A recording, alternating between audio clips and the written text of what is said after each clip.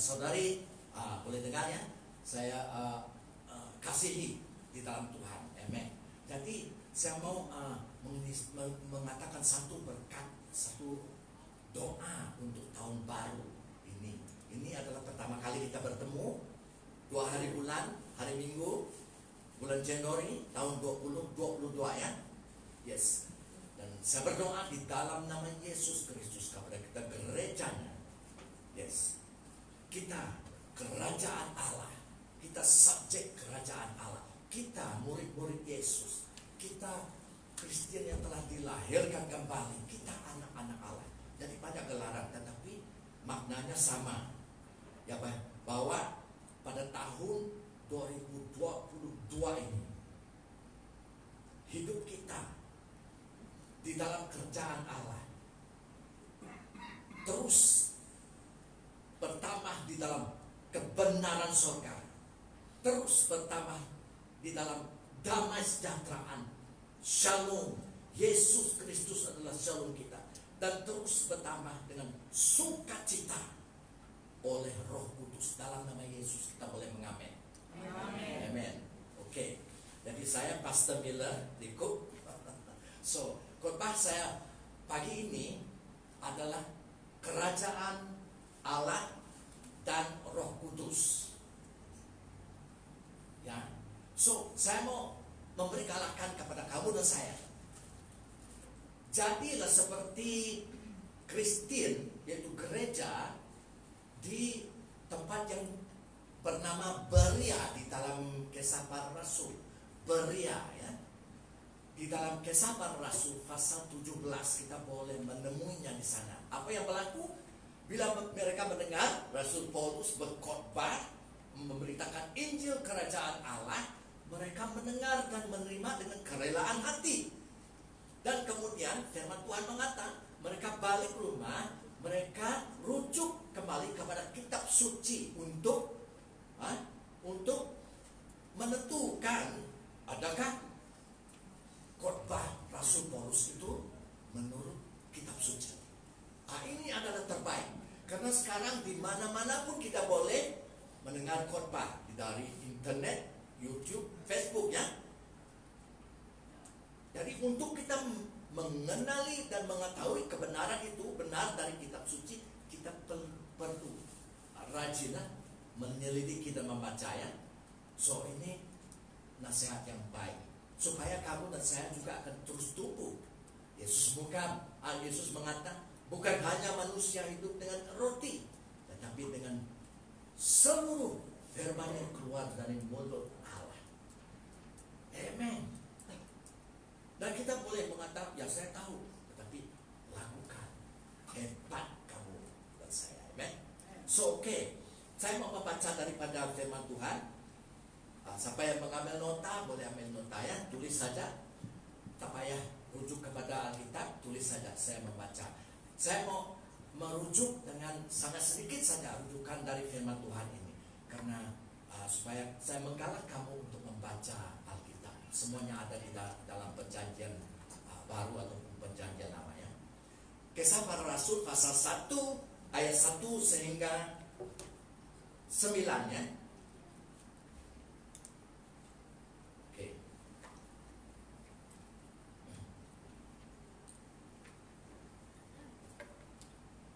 Hai Theophilus, dalam bukuku yang pertama ini, siapa yang menulis Kisah Para Rasul ini adalah Dr. Lukas. Dr. Luke. Dalam buku yang pertama adalah Injil Lukas, Injil Luke ya. Ya, dalam buku pertama aku menulis tentang segala sesuatu yang dikerjakan dan diajarkan Yesus sampai pada hari ia terangkat.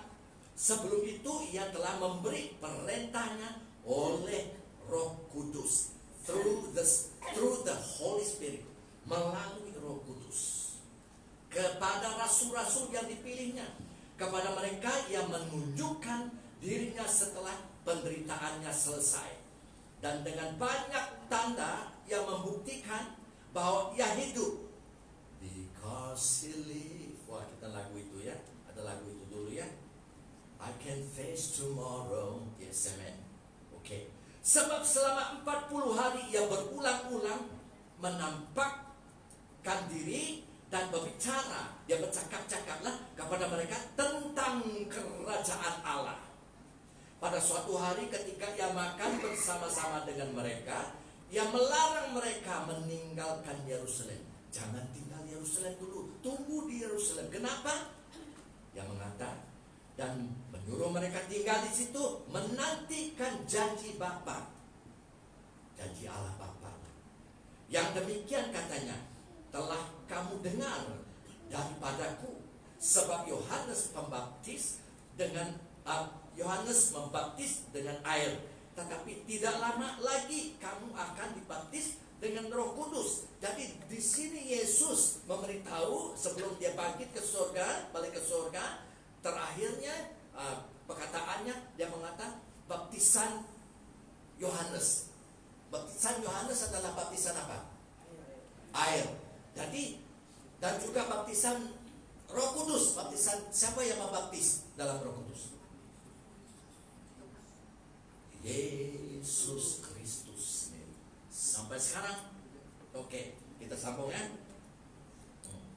Maka bertanyalah mereka berkumpul di situ, yang mereka yang berkumpul sana, Tuhan, maukah Engkau pada masa ini memulihkan kerajaan bagi Israel? Wah, tadi Yesus ayat 3, Yesus memberitahu mereka tentang kerajaan Allah.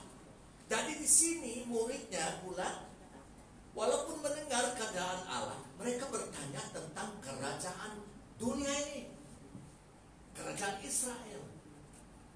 Jadi saya paham, kita murid Yesus juga, bila kamu dan saya mendengar khotbah, mendengar firman Tuhan, kadang-kadang apa yang kita dengar lain daripada yang disampaikan. Tetapi Yesus seringkali mengembalikan kita kepada kebenarannya. Sungguh penting untuk fokus. Amen. Ya, karena di sekolah pun kamu mungkin lihat cikgu tetapi pikiran lain ya. Ya, so fokus. Oke. Patutlah Yesus mengatakan kalau yang ada telinga mendengar dengan telinga. Amen. Yes. Jadi muridnya bertanya, Tuhan, maukah Engkau masa ini memulihkan kerajaan bagi Israel? Jawabnya, Engkau tidak perlu mengetahui masa dan waktu yang ditetapkan Bapa, Allah Bapa ya sendiri menurut kuasanya. Tetapi kamu, siapa kamu? Muridnya ya. Kita murid Yesus, amen. Akan menerima kuasa bila Roh Kudus turun atas kamu. Itu bahasa kita di sini. Bila Roh Kudus. Bahasa Indonesia kalau. Bahasa Inggris, you shall receive power when the Holy Spirit comes upon you. Oke. Bila Roh Kudus turun ke atas kamu, dan kamu akan menjadi saksiku di Yerusalem dan di seluruh Yudea dan Samaria dan sampai ke ujung bumi. Oke, kita merujuk lagi kepada Kisah Para Rasul pasal 14 ayat 21 dan 22 ya.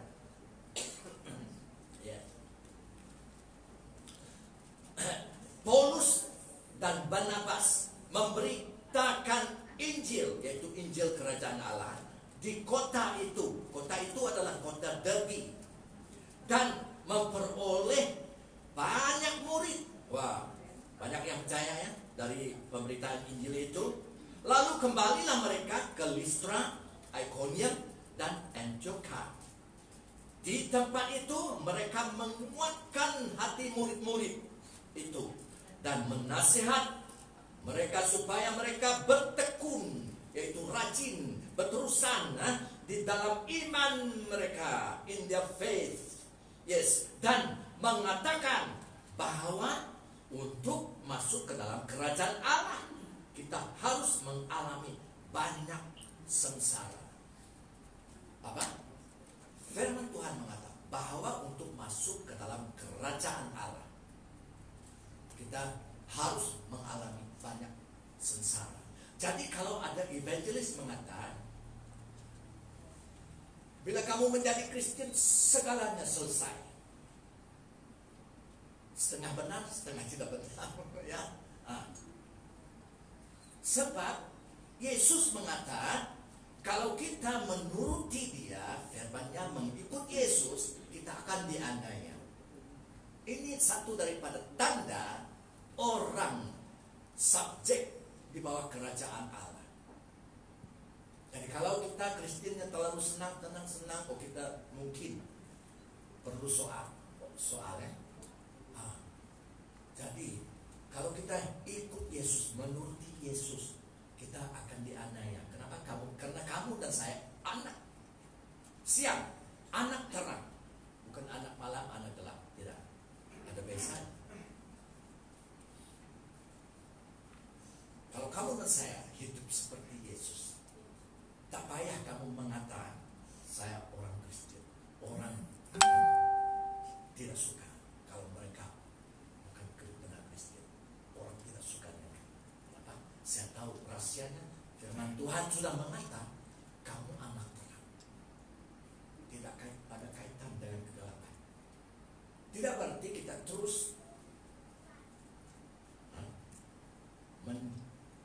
menjauhkan diri kita dari yang gelap. Tidak, kita harus menerangi kegelapan dengan kasih Tuhan. Mereka dijangkau oleh Roh Kudus.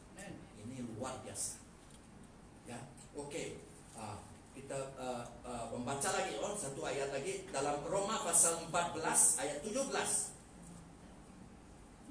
Sebab kerajaan Allah lagi ya, bukanlah soal makanan dan minuman, tetapi soal kebenaran, damai sejahtera, dan sukacita oleh Roh Kudus. Amen. So, tajuk khotbah saya pagi ini adalah apa tadi? Kerajaan Allah dan Roh Kudus. Saudara,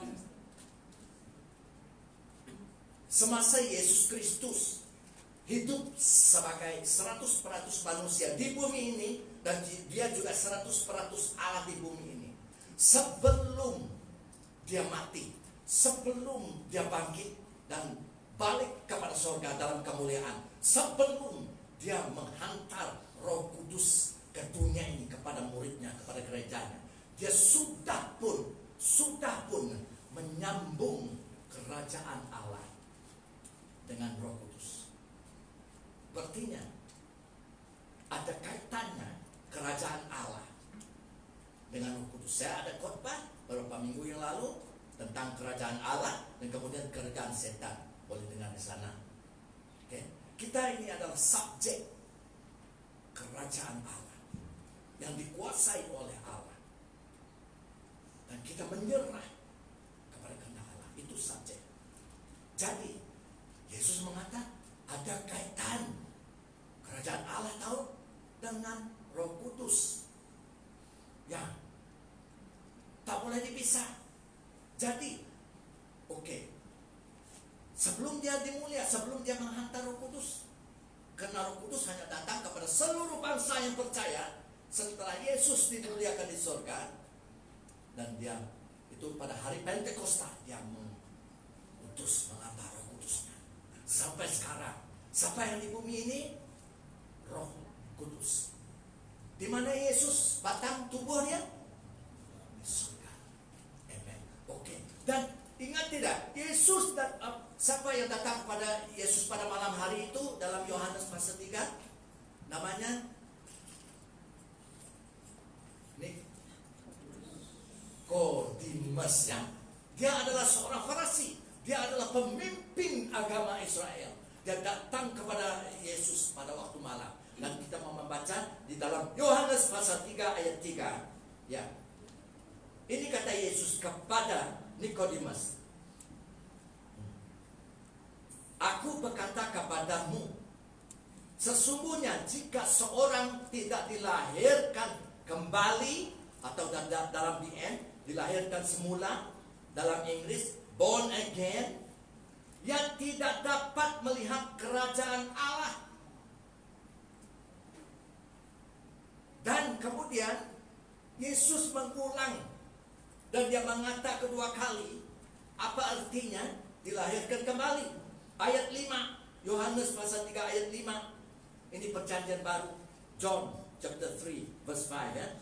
Aku berkata kepadamu, sesungguhnya jika seorang itu tidak dilahirkan, ini lahirkan kembali, tidak dilahirkan dari air dan roh, ia tidak dapat masuk ke dalam kerajaan Allah. Tadi melihat, sekarang masuk. Kerajaan Allah adalah kerajaan surga. Berarti tidak dapat masuk surga. Dan saudara, Nikodemus, orang Farisi, pemimpin agama Israel, dia paham apa yang dimaksud Yesus bila Yesus mengatakan, kalau kamu tidak dilahir dari air dan dari roh, kamu tidak boleh masuk surga. Itu bahasa yang senang untuk kita paham. Jadi, apa maksudnya?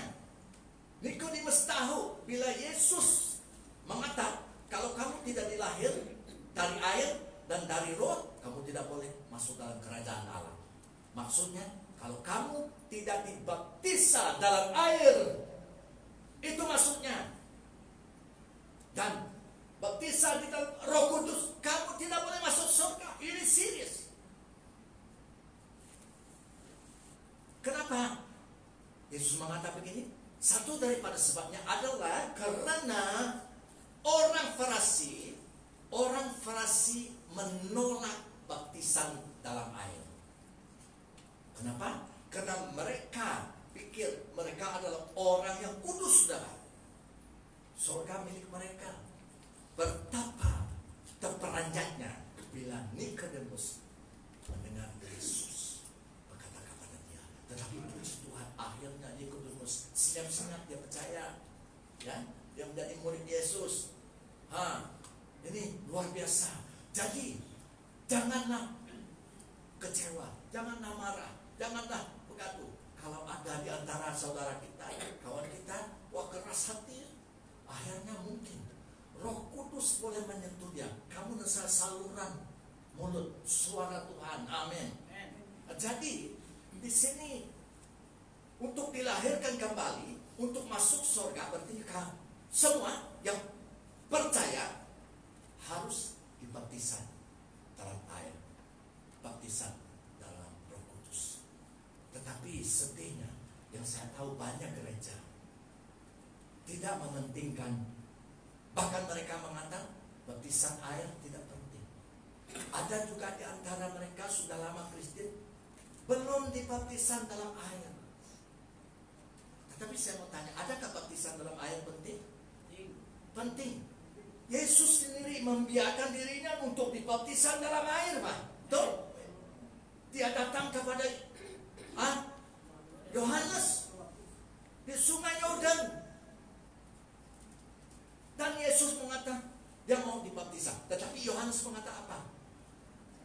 Kamu Tuhan Yesus yang seharusnya membaptisa saya di dalam air. Bukan saya. Saya tidak layak. Tetapi apa kata Yesus? Lakukannya. Karena ini adalah yang baik untuk dilakukan. Untuk mengenapi segala kebaikan, kebenaran, all righteousness. Dan dia dibaptis. Kalau Yesus melihat baptisan dalam air penting, bagaimana gereja? Dan di sini Yesus mengatakan bukan hanya baptisan dalam air, tetapi baptisan dalam Roh Kudus. Oke. Jadi siapa yang mau baptisan? Siapa yang harus dibaptisan dalam air? Siapa? Orang yang sudah bertobatkan dan percaya. Dan baru kemudian menerima Roh Kudus. Ini kebenaran ada di dalam Yohanes pasal 3. Tetapi sedihnya banyak gereja membaptis orang yang belum percaya pada Yesus. Jangan cari hal. Don't look for trouble. Hanya orang, firman Tuhan mengatakan hanya orang yang telah bertobat, percaya pada Yesus, boleh dibaptisan dalam air. Bagaimana kita membaptisan bayi? Saya dulu bayi, Ibu bapak saya baptisan, saya dalam air main kecil saja. Itu bukan. Nah, tapi bayi belum pandai bercakap, belum pandai bertobat. So, saya khawatir. So, pagi ini, tahun baru ini, marilah kita gereja, ahli gereja, tidak kira siapa, pemimpin kan, lihat apa yang kita percaya. Rujuk dan cek dan tetapkan, tentukan, confirm dengan Alkitab. Kalau tidak, buang saja. Dalam Wahyu pasal 22 ayat 18 sampai 19, Yesus menyatakan dirinya dalam tubuh yang dewasa, bukan bayi lagi, dalam api yang menyala kepada Yohanes, sampai Yohanes tersungkur dengan ketakutan akan Tuhan. Tetapi Yesus pegang dia, mengatakan, angkatlah. Bila Yesus menyentuh kamu dan saya, tidak pernah menakutkan. Yesus datang mengangkatkan kamu dan saya. Tapi kita yang merasa takut. Ketakutan akan Tuhan adalah sehat untuk rohani dan jasmani kita. It's the beginning of all wisdom and knowledge, understanding. Haleluya. Jadi Yesus mengatakan pada ujungnya dalam buku Wahyu, jangan tambah, jangan kurangkan. No, buat ini firman Tuhan. Jangan tambah, jangan kurangkan. Kalau tidak, penyakit-penyakit, kutuk-kutuk akan datang kepada orang itu. Bukan hanya itu, dia tidak dapat masuk ke kerajaan Allah. Baca firman Tuhan. Wahyu 22 ayat 18 hingga 19. Ini dahsyat. Jadi itu sebab kita tidak boleh sembarangan mengatakan, saya pikir orang tidak minat tentang pikiran kita. Gereja, kebenaran dari Alkitab, kita harus minat dan rela menerima kebenaran dari Alkitab. Karena kebenaran dari Alkitab membangun, mengembangkan, memajukan gereja. Amen. So, pentingnya apa yang Kristen pada mulanya, pada awalnya, kebenaran yang selalu kita lakukan apa? Baptisan dalam air, baptisan dalam Roh Kudus. Tidak kira siapa yang dulu baptisan dalam Roh Kudus dulu kan, baptisan air dulu kan, no problem. Asalkan ada baptisan dalam air, baptisan dalam Roh Kudus. Tahukah saudara, setan suka orang yang tidak mau, yang tidak percaya dengan baptisan dalam air, tidak percaya dengan baptisan dalam Roh Kudus. Kenapa? Karena dia tidak ada kekuatan, dia tidak bebas, dia masih dibelenggu. Ini terrible. Baptisan dalam air boleh rujuk kepada banyak. Saya tidak ada tulis ini di dalam Alkitab adalah baptisma berartinya selam hapus kepala seluruhnya. Dan firman Tuhan mengatakan yang adalah menunjukkan kepada kebenaran tentang kematian Yesus, kebangkitan Yesus, kematian Yesus, pengkebumian Yesus, dan kebangkitan Yesus. Berartinya bila kita dibaptis dalam air, kita mati bersama Yesus. Waktu Yesus mati di atas salib, bukan hanya mati kepada hidup lama, itu adalah pengkebumian kamu dan saya. Dimasuk ke dalam air itu, kita dikebumikan, kita dikubur bersama Yesus. Kemudian bila kita angkat keluar dari air itu, juga seperti di dalam Yesus bangkit dalam kemuliaan, dalam kehidupan baru, kita juga bangkit. Berarti hidup lama kamu bebas, setan tidak dapat berkuasa lagi. Itu sebab firman Tuhan mengatakan, sekarang kamu dan saya bila percaya pada Tuhan, penuh oleh Roh Kudus, setan tidak dapat sentuh. Tuh? Di mana firman itu? 1 Yohanes pasal 3, pasal 5. Tulis 1 Yohanes, surat Yohanes di Epistle of John, 1 Yohanes pasal 5 ayat 18. Saya baca. Kita tahu siapa? Kita gerejanya, kita kerajaan Allah, ya, subjek kerajaan Allah. Kita tahu bahwa setiap orang yang lahir dari Allah, amen. Tadi Yesus mengatakan lahir kembali kan? yang lahir dari Allah, bukan lahir dari manusia. Oke, born again, yes.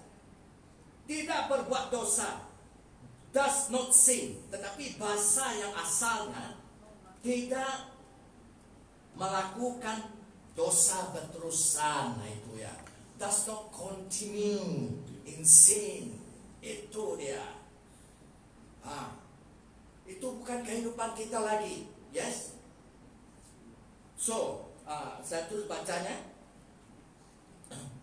Tetapi dia yang lahir dari Allah melindunginya, dan si jahat, siapa si jahat? Setan, tidak dapat menjamah dia. See, the wicked one does not touch him. Tidak dapat menyentuh kamu dan saya. So, betapa pentingnya. Penting bagi Yesus, penting bagi gereja untuk dibaptisan dalam air dan juga baptisan dalam Roh Kudus. Jadi sekarang siapa yang membaptis Kristen di dalam air? Siapa? Yohanes. Yohanes sudah Pak. Sudah meninggal dunia lama sudah Pak. Siapa? Semua yang telah diselamat, semua yang telah menjadi murid Yesus, telah percaya pada Yesus dan penuh Roh Kudus, kita yang membaptis. Oke. Tapi siapa yang membaptis kita di dalam Roh Kudus? Siapa? Yesus. Kita hanya bawa doa. Apa yang Roh Kudus beri kita doa, kita doa bersama. Dan Yesus sendirilah yang masih membaptis kita dalam Roh Kudus. Ini saya tidak paham. Yesus sekarang tumbuhnya di surga. Siapa di bumi ini? Roh Kudus. Jadi kalau ada evangelis mengatakan, oh kamu harus terima Yesus, wah, terima Yesus. Jangan salah paham. Kadang-kadang kita silap, kita boleh improve, kita boleh maju ya. Tetapi di dalam bahasa, di dalam perjanjian baru, semenjak Yohanes pasal 1, yang mengatakan dia datang, Yesus datang turun dari surga dan datang kepada umatnya sendiri, his own, to his own. Tetapi umatnya sendiri menolak dia. Tetapi sesiapa yang menerima dia, dia memberikan kuasa untuk menjadi anak Allah. Itu hanya untuk Yesus datang pertama kali, untuk Israel. Itu konteksnya. Dan kemudian setelah itu, kamu dan saya tidak dapat menemui lagi. Firman-Nya mengatakan, siapa yang menerima Yesus? Kamu mau menerima Yesus? Tidak. Karena Yesus telah kembali kepada kemuliaan surga. Ini Bible study, amen. Yes. So sekarang bagaimana? Yesus di surga. Siapa yang di bumi ini? Roh Kudus. Nah itu biblical. So bagaimana kita mau dilahirkan kembali? Senang. Bertobat. Kepada siapa kita bertobat? Kepada Allah.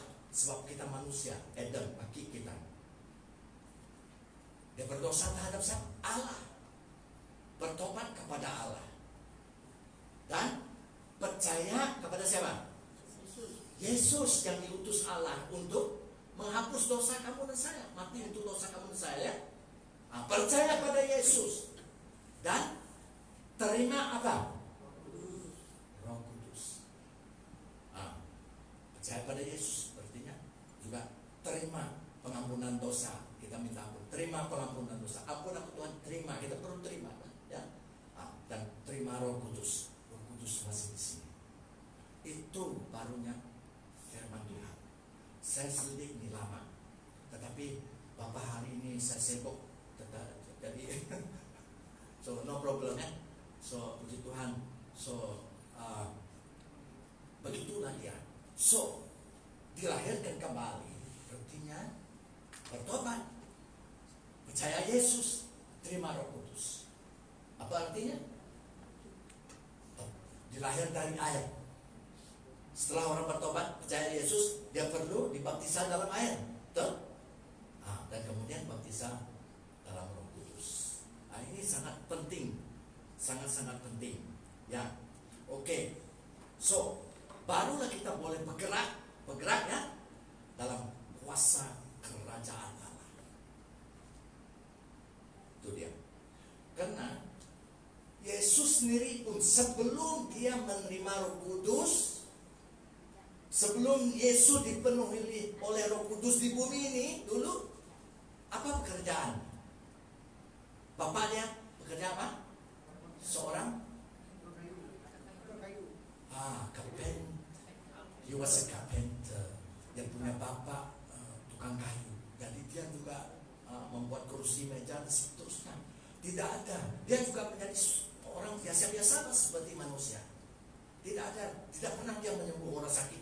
Sebelum itu tidak pernah dia mengusir setan dari tubuh manusia. Tidak pernah dia membangkit orang mati. Tidak pernah dia memberitakan Injil kerajaan Allah. Sebelum dia dipenuhi oleh Roh Kudus. Jadi hanya setelah dia dipenuhi oleh Roh Kudus, bila dia dibaptisan di Sungai Yordan oleh Yohanes Pembaptis. Dia keluar dari air, Allah Bapaknya membaptis Yesus Kristus anaknya. Dan lambangnya adalah burung merpati, kata Allah. Ini adalah anakku yang berkenan, anakku yang kukasih. Yesus mengatakan sebelum dia balik ke surga, all authority, semua otoritas dan power telah diberikan kepada aku di surga dan di bumi. Dan sekarang dia surga pada saya membaptis, dan dia sendiri membaptis dalam Roh Kudus. Amen. Jadi kita melihat dalam Matius pasal 12 ayat 28, saya ada tulis di sini, saya baca. Matius 12 ayat 28. Yesus mengatakan kepada orang Farisi ini, orang yang beragama di Yerusalem, tetapi jika aku, kata Yesus, mengusir setan dengan kuasa Roh Allah, yaitu Roh Kudus, maka sesungguhnya kerajaan Allah sudah datang kepadamu. Amen. Jadi kita melihat ada kaitan, yes? Ada persekutuan, ada persamaan Roh Allah, Roh Kudus dengan kerajaan Allah. Yesus mengatakan, kalau kamu sudah melihat saya mengusir setan, mengeluarkan setan itu dari tubuh manusia, ketahui ini, oleh Roh Kudus, kerajaan sudah datang. Penting. Sungguh sedih gereja yang tidak dipenuhi oleh Roh Kudus, gereja yang masih di dalam tradisinya campur aduk, tradisi manusia tanpa Roh Kudus. Bagaimanapun gereja itu di mata Tuhan, dia bukan milik Tuhan, dia bukan dimiliki Tuhan. Parahnya kita tidak menghormati Tuhan. Kononnya kita mau membangun gereja, tetapi kita tidak dibantu Tuhan untuk membangun. Kenapa? Karena tidak menuruti firman Tuhan. How dare. Jangan main-main tahun baru. Kita makin lama makin nomor dia meningkat dari sedengarnya. Tetapi perasaannya masih muda saya. Itu hari satu dari seorang saudari kita di sini yang mengatakan, wah pastor masih muda kan? Wih, saya kata tengok rambut saya ini, wah ada snow. Tidak tahu. Oke, biasalah. Tapi hati masih muda. Jangan salah paham. Ya, oke. So, hanya kita kerajaan Allah yang dipenuhi oleh Roh Kudus, baru kita boleh menggerakkan kerajaan Allah dengan kuasa Roh Kudus yang mengurapi kita. Amen. So, Roh Kudus apa kuasa? Roh Kudus adalah kuasa, bisa power, bukan dari dunia ini, bukan dari tenaga manusia, bukan dari iblis. Dia adalah kudus dari surga, kuasa. So, apa dia laku? Dia mau apa? Dia mau memenuhi siapa? Kamu dan saya yang sudah percaya pada Yesus. Itu kuncinya. Dia tidak memenuhi orang yang belum pernah bertobat. Hanya datang untuk ke gereja. Hanya kadang-kadang mereka pun menjadi pemimpin gereja, heran, tetapi belum bertobat, belum benar percaya Yesus. Tidak boleh, Roh Kudus tidak memenuhi. Hanya kamu dan saya yang benar hatinya. Roh Kudus adalah kuasa. Roh Kudus juga memenuhi kita, gerejanya, ya. Kristen yang benar, murid Yesus, anak-anak Allahnya. Roh Kudus juga memimpin kita. Karena banyak kali kita tidak tahu masa depan kita, apa yang kita dipimpin, ya. Apalagi Roh Kudus memberi hidup kekal, hidup berlimpah-limpah. Roh Kudus, apalagi Roh Kudus memberitahu kamu dan saya apa yang kita tidak tahu. Dia memberitahu, banyak kali dia memberitahu saya. Banyak kali juga dia menyatakan kepada saya apa yang di sorga, apa yang berlaku di bumi. Kita tidak tahu. Roh Kudus menyatakan, reveal to you and me. Wah, luar biasa. Dan apalagi Roh Kudus menguduskan kita, kuasa menguduskan kita. Jadi patut banyak gereja, pergi gereja, masuk gereja, keluar gereja tiap-tiap hari Minggu, tetapi tidak pernah menjadi kudus. Di dalam gereja haleluya, amen, alim, tetapi di luar gereja macam momon. Jangan sebut itu. Saya dulu macam itu. Banyak kita dulu macam itu kan. Okay. So jangan bingung, jangan bimbang, kita belum sempurna, tetapi kita mau disempurna. Siapa yang menyempurna kamu tadi? Siapa yang mengudus kamu? Siapa kuasanya? Roh Kudus. Amen. So Roh Kudus juga menolong kita dalam doa, Bang. Firman Tuhan mengatakan, kadang-kadang habis apa mau doa, tidak bagaimana mau doa, Roh Kudus menolong kita berdoa. Yes, apalagi Roh Kudus reveal the heart of God, menyatakan apa yang ada di hati Tuhan. Kepala gereja, kamu dan saya apa? Tubuh gereja. Siapa kepala tubuh? Yesus. Dia menyatakan desire of his heart, yang keinginannya di dalam hati dan saya oleh Roh Kudus. Apalagi Roh Kudus membolehkan kita untuk menyembah Allah dalam roh dan kebenaran di mana saja.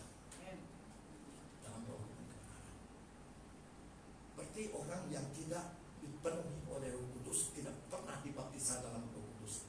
Sia-sia, hanya bunyi dan angin keluar bila dia menyanyi. Nah, ini bukan firman saya, ini firman Tuhan.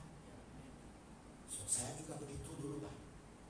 So, bila dipenuhi oleh Roh Kudus di rumah, di mana kita boleh menyembah. Bukan hari Minggu saja kan? Ya, dan oke, banyak lagi. Dan wah, ini yang terpenting sekali bagi saya. Roh Kudus adalah kuasa untuk kamu dan saya memuliakan Tuhan. Satu dari tanda orang yang dipenuhi oleh Roh Kudus, dia pasti akan memuliakan Tuhan, memuliakan Yesus. Bukan menunjuk orang kepada dirinya, tidak. Bukan membangga dirinya, tidak. Dia membangga dan menunjuk orang dan memuliakan Tuhan Yesus. Amen. So, okay. Jadi Roh Kudus, kuasa yang menyinarkan, kuasa yang menggerak, yang membangun dan menghidupkan kerajaan Allah, dan kita sebagai subjeknya di dunia ini sekarang. Oke. So, saya mau sepintas lalu juga yang ini Roh Kudus panjang topiknya. Oke. Roh Kudus adalah juga yang di dalam kita, Immanuel kan? Immanuel bukan hanya Allah menyertai kita, Allah di dalam kita. Yesus mengatakan dia akan berada di dalammu. Roh Kudus. Roh Kudus juga memberi apa? Memberi kita apa? Present, ya. Present. Birthday present. Christmas present.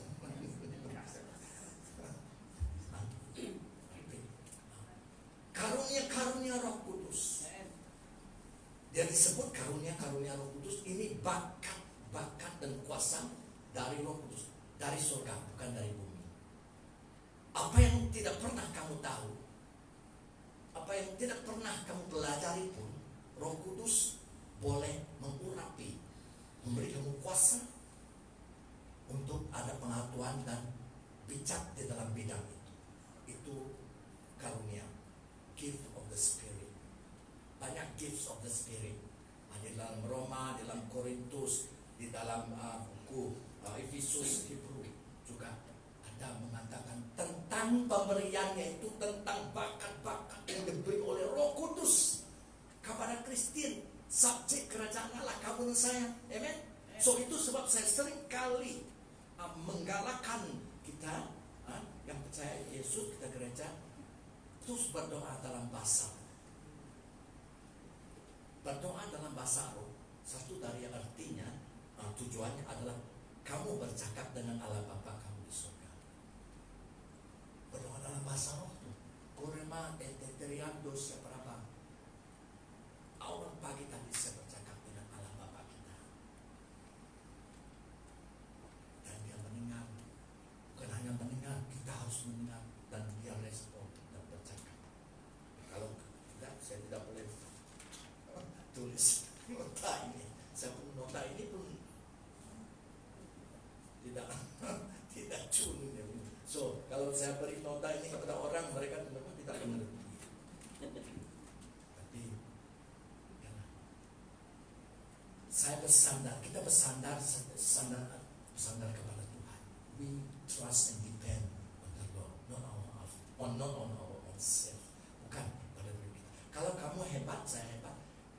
Kehebatan itu datang dari Yesus, dari Roh Kudus.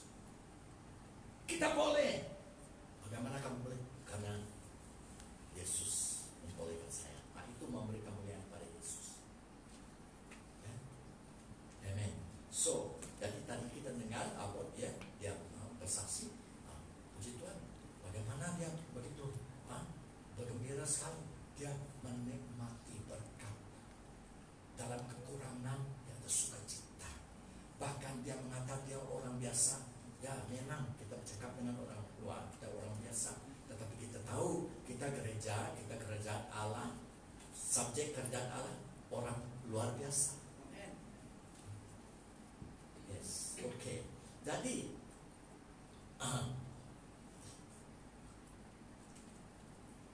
Roh Kudus memberi karunia-karunia roh, the gift of the Spirit. Untuk apa? Untuk membangun gereja kamu dan saya, membangun kerajaan Allah, untuk mengembang kerajaan Allah. Nah itu dia. Jadi ada kaitannya ya, Roh Kudus dengan kerajaan Allah. Holy Spirit and the Kingdom of God. Kerajaan Allah sama juga kerajaan surga. Ataupun dalam bahasa yang lain kita boleh mengatakan gereja. Dalam bahasa yang lain kita boleh mengatakan anak-anak Allah. Yes. So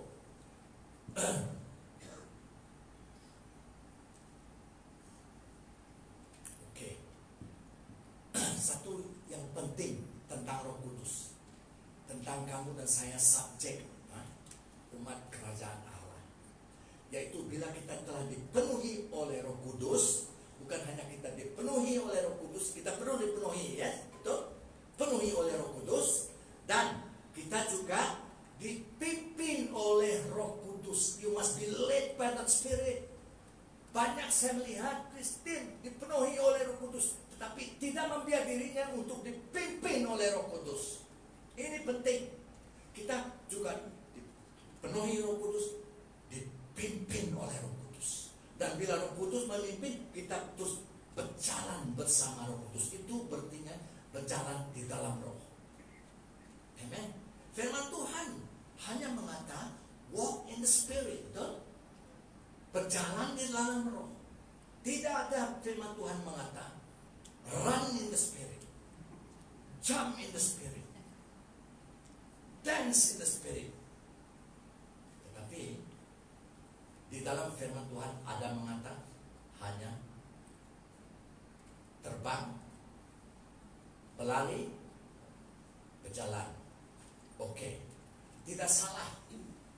Kadang-kadang kita ada hadirat Tuhan, kita menyanyi, menyembah Tuhan dalam roh dan kebenaran, musiknya hebat, nyanyiannya hebat. Kita dance in the Spirit, ya. Kita menari di dalam roh, dan kita juga ada yang meloncat dalam roh. spirit, loncat dalam spirit tidak membangunkan kamu dan saya. Karena hanya yang membangun kamu dan saya, firman Tuhan yang mengatakan kita harus berjalan di dalam roh. Bila Roh Kudus memimpin kita, kita berjalan bersama Roh Kudus, berjalan di dalam roh. Berjalan adalah satu yang normal bagi kehidupan kita manusia, betul? Tidak akan kita berlari tiap-tiap hari, berlari berekod, belawak, kita Belanda, running all the time. Tidak akan kita meloncat tiap hari, tidak akan kita menari tiap hari. Tetapi yang normal yang kamu buat selalu tiap hari adalah kita berjalan. Bagaimana kita berjalan? Seolah-olah kamu tidak tahu bagaimana pula berjalan. Kita angkat satu kaki dan kita letak balik kaki itu. Dan kemudian kita angkat satu kaki yang lain lagi, kita letak balik dan teruskannya. Dan kita berjalan, kita pilih jalan yang kita mau pergi, betul? Takkanlah kita pilih jalan yang busuk-busuk, ada longkang kita masuk dalam itu, tidak. Kita pilih jalan yang indah. Begitu juga dipenuhi oleh Roh Kudus, dipimpin oleh Roh Kudus, tidak pernah memimpin kita kepada jalan yang busuk, kepada longkang, tidak. Dia memimpin kita dan kita berjalan bersama Dia di dalam Roh.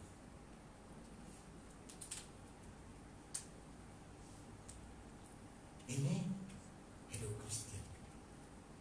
Dan barunya kita akan menghasilkan buah, fruit. Yesus mengatakan, murid-muridku yang benar, kamu tahu mereka yang benar, ada buah. Dari buah kamu tahu, adakah mereka ini muridku yang benar, kata Yesus. So senang dari buah mereka. Adakah mereka seperti Yesus atau mula seperti Yesus? Perangai, hidup, bercakap seperti Yesus. Ya, oke. Jadi kita mau melihat, oke. Saya mau membaca dalam Roma pasal berapa tadi? Roma pasal 8 ayat 14. Roma pasal 8 ayat 14, tulis saja ya. Semua orang, kata firman Tuhan ini, yang dipimpin Roh Allah adalah anak Allah. Dilahirkan kembali jadi anak Allah. Semua orang dipimpin oleh Roh Allah karena sudah menerima baptisan dalam air, baptisan dalam Roh, dipenuhi oleh Roh, dan sekarang dipimpin oleh Roh Allah, Roh Kudus. Siapa kita? Anak Allah. Yes. So, bukan hanya dipenuhi, kita juga dipimpin. Jadi kita juga berjalan di dalam Roh. Galatia pasal 5 ayat 16. Ya, saya mau menghabis di sini ya. Galatia pasal 5 ayat 16. Walk in the Spirit, and you shall not fulfill the lust of the flesh. Berjalan di dalam Roh, maka kamu tidak akan menuruti keinginan daging. Kita boleh berjalan dalam Roh karena kita dipenuhi oleh Roh Kudus dan Roh Kudus memimpin. Tetapi kita juga boleh dalam waktu yang sama berjalan dalam daging, betul? Karena kita masih flesh, kita masih daging, ya. Tetapi kalau kita, firman Tuhan mengatakan, kalau kita berjalan di dalam Roh, kita tidak akan berjalan di dalam daging. Berarti kalau kita dipenuhi oleh Roh Kudus, dipimpin oleh Roh Kudus, berjalan bersama Roh Kudus, kita tidak akan melakukan perbuatan daging. So, bila kita berjalan dalam daging, in the flesh, ada buahnya. Tetapi bila kita berjalan dalam Roh, ada buahnya. Betul? Apa buah Roh? Galatia pasal 22 kan? Dan apa buah daging? Oke, kita membaca, bagus membaca firman Tuhan menerangkan, oke? Galatia pasal 5 ayat 16. Maksudku ialah hidup oleh Roh, yaitu berjalan, walk in the Spirit. berjalan dalam roh, maka kamu tidak akan menuruti keinginan daging. Maka kamu tidak akan menuruti keinginan daging. Tuh, bila kita berjalan dalam roh. Sebab keinginan daging berlawanan dengan keinginan roh. Dengar tuh. Dan keinginan roh berlawanan dengan keinginan daging. Karena kedua-duanya bertentangan, tidak boleh bersama. Sehingga kamu setiap kali tidak melakukan apa yang kamu kehendaki. So, kalau kita ada yang satu minggu, dia berjalan dalam roh, dan 6 hari itu dia berjalan dalam daging. Habis cerita, kamu tidak dapat melakukan kehendak Roh Kudus kalau kamu begitu. Firman Tuhan mengatakan itu sebab banyak masalah di dalam kita Kristen, ya. So, pagi ini kita sekali lagi kita diingat Tuhan. Amen. Akan tetapi jikalau kamu memberikan dirimu, memberi diri kita, we give ourselves, submit, ya, memberi dirimu dipimpin oleh roh, maka kamu tidak hidup di bawah hukum Taurat. Artinya kamu tidak dihukum, you will not be judged, tidak dihakimi. Wah, bila berjalan dalam apa tadi, roh, tidak ada hukuman, tidak dihakimi. Oke, mari kita terus membaca. Perbuatan daging. Perbuatan daging adalah bila kita hidup dalam daging, berjalan dalam daging. Telah nyata kata firman Tuhan ini, perbuatan daging, yaitu percabulan, kecemaran, adultery, fornication. Ini percabulan dan kecemaran ini adalah mereka yang mengadakan seks di luar nikah, ataupun suami istri mengadakan seks dengan pasangan yang lain. Itu adalah percabulan dengan kecemaran, hawa nafsu, penyembahan berhala. Semua ini perbuatan daging. Sihir, perseteruan, kacau bilau, kebencian, itu perseteruan. Perselisihan, iri hati. Iri hati adalah kita cemburu. Itu iri hati, kan? Oke. Apalagi amarah, outburst of wrath. Amarah, ya. Kepentingan diri sendiri, mementing diri sendiri. Kamu jangan ajar saya pandai. Mementing diri sendiri, ya. Itu semuanya hasil berjalan dalam daging. Oke? Persidaraan, roh pemecah belah, kedengkian, kemabukan, pesta pora dan sebagainya. Wah, banyaknya. Terhadap semua itu ku peringatkan kamu, kata Rasul Paulus ini kepada gereja Galatia, seperti yang telah ku buat dulu, bahwa barang siapa melakukan hal-hal yang demikian, hal itu tadi, yaitu dalam daging, yang tidak akan mendapat bagian dalam kerajaan Allah. Wah, saya baca ini, wah, Lord have mercy upon me, have mercy upon us. Firman Tuhan mengatakan siapa yang berjalan dalam daging, melakukan perbuatan daging ini, tidak ada bagian dalam kerajaan Allah. Apa kerajaan Allah? Kerajaan surga. Apa surga? Surga, tidak masuk surga. Ini serius. Jadi sedih bila kita melihat sama orang Kristen take things for granted, simply tidak peduli, buat suka-suka, tapi mata saya Kristen, nama pun Kristen. Ada kan nama Kristen in the Bible? Siapa nama Kristen? Ada kan? Nama itu nama Inggris, nama Mila itu nama Inggris, bukan nama Kristen. Saya boleh nama Mila kah, Mola kah, Milo kah, Obatin kah, Augustin kah? Itu orang panggil saya dulu. Pokoknya, adakah saya percaya Yesus, ada Roh Kudus di dalam saya, itu milik Yesus. Oke? So, di mana kita? Oke. Ayat 22. Nah, itu adalah berjalan dalam daging. Sekarang Ayat 22. Tetapi buah roh ialah, bila kita berjalan dalam roh, dipimpin oleh Roh Kudus, berjalan sama dengan roh, mau dipimpin dia berjalan dalam roh, ada buahnya. Siapa yang memberi buah ini? Roh Kudus. Amen. Apa buahnya? Kasih, sukacita, damai sejahtera, kesabaran, kemurahan, kebaikan, kesetiaan, kelemah lembutan, penguasa diri. Tidak ada hukum yang menentang hal-hal itu. Wow. Tahukah saudara, firman Tuhan mengatakan, kalau kamu dipenuhi oleh Roh Kudus, dipimpin oleh Roh Kudus, bergerak bersama berjalan dengan Roh Kudus, kamu menghasilkan buah roh. Buah roh adalah satu saja. The fruit of the Spirit is, kata Inggris, is satu. Tetapi perisanya 9 yang telah saya sebut tadi.